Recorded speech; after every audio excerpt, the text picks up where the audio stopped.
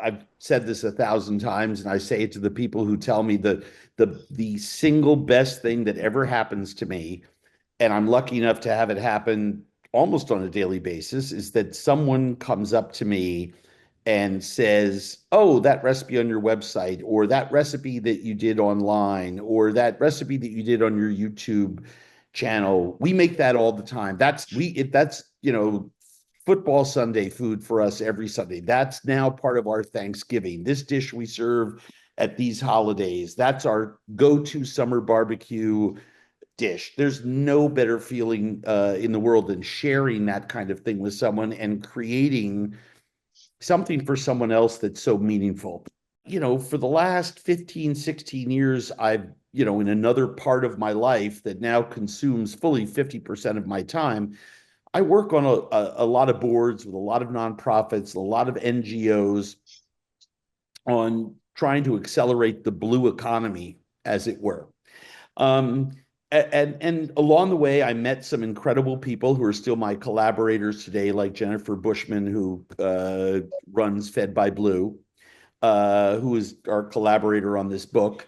And I'd known Barton Seaver for a long time as a chef and writer. He's written a whole bunch of books about seafood. And when I executive produced Hope in the Water, my production company made that series for PBS last summer.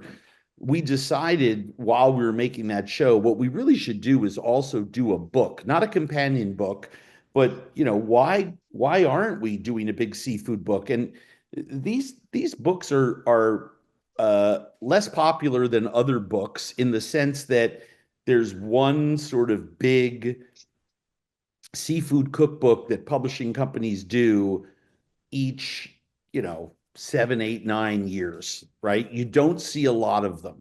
And but when they see one that's good, they really want to get behind it. So I'm really grateful to HarperCollins and Harvest, on whose label this sits. And they wanted this book right away.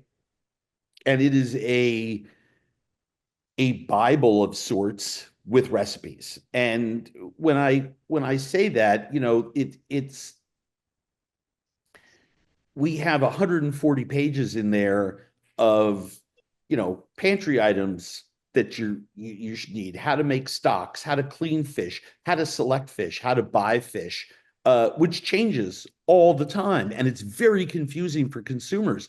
If you talk to most people who love to cook, they want to cook more seafood, but they go to the seafood counter and they just don't know what the right choice is. They have a recipe in their hand for something with cod, and they get to the supermarket or the seafood shop and there's no cod. What do you do? And human beings, I think, as a global, especially in this culture, uh, we're really bad at asking questions that leave us somewhat vulnerable. And the big one that we're really bad at is, I don't know how to do blank. Can you help me? And so that can include, I don't know what to buy for dinner here, but I want to make fish. Can you help me? To the person behind the counter who will help you make a great decision.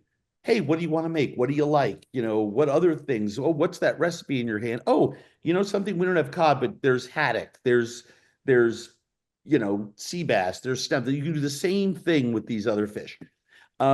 So you know, the Barton and I really wanted to clarify for everybody, like, hey, there's fewer rules than you think. The biggest rule is it sustainable? And does it come from a responsible fishery, whether it's wild or farmed? Um, nobody ever went into a supermarket and said, "Can you show me where the wild chicken is?" Seafood has both, there's wild sea bass and there's farm sea bass. There's wild salmon and there's farm salmon. And there's so much misinformation out there as these different entities that are responsible for these fisheries have sort of savaged the others. There's not a lot of equanimity amongst them. If you remember, it's a beef, it's what's for dinner, right? There's the National Beef Council. Pork, the other white meat, right? It's the National Pork Board. Was big state entities like Wisconsin Cheese. Everybody sees their commercials.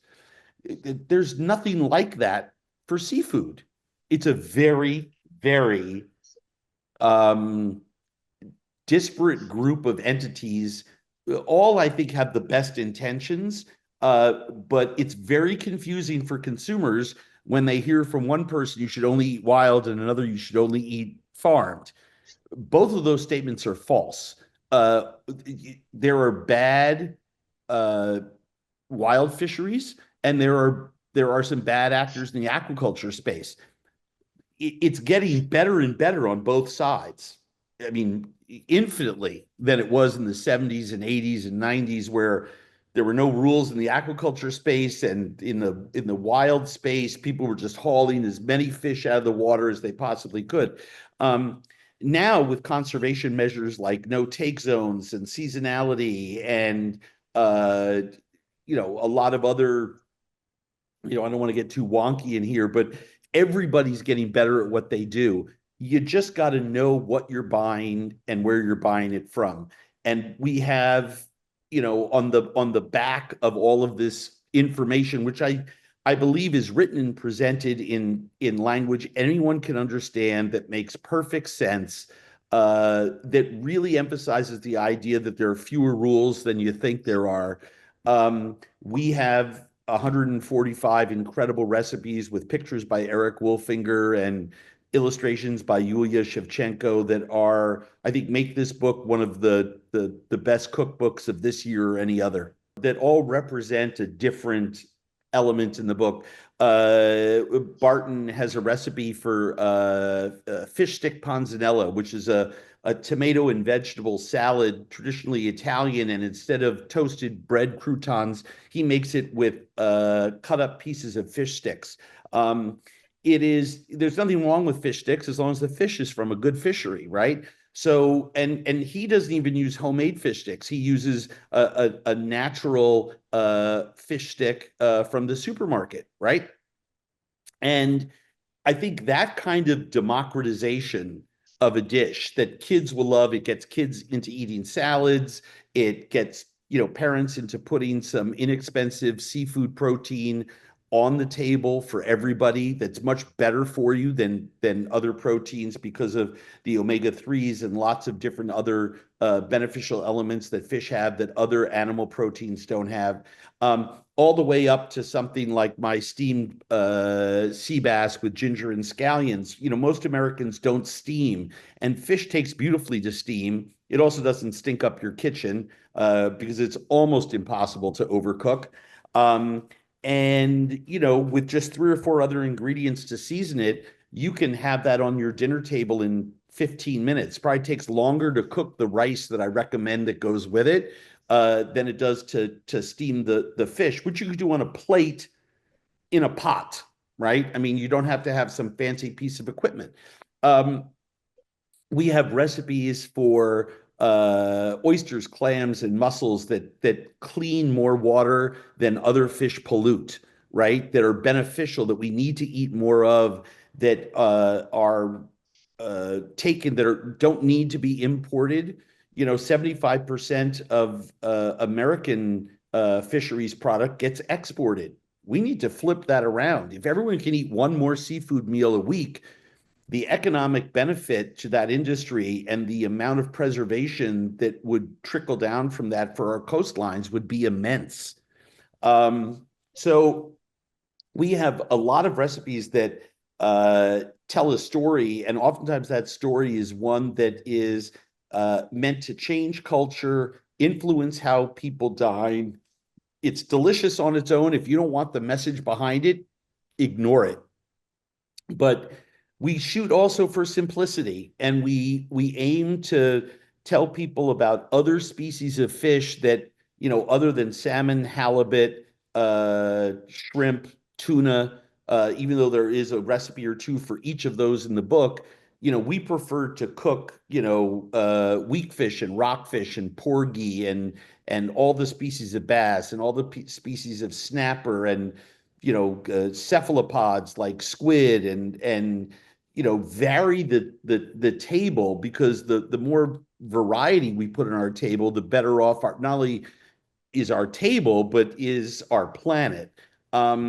This is not a diatribe. We don't beat anybody over the head. We don't shame anyone. We just present the facts as we know them, and 145 delicious recipes that I'm proud of each and every one of them.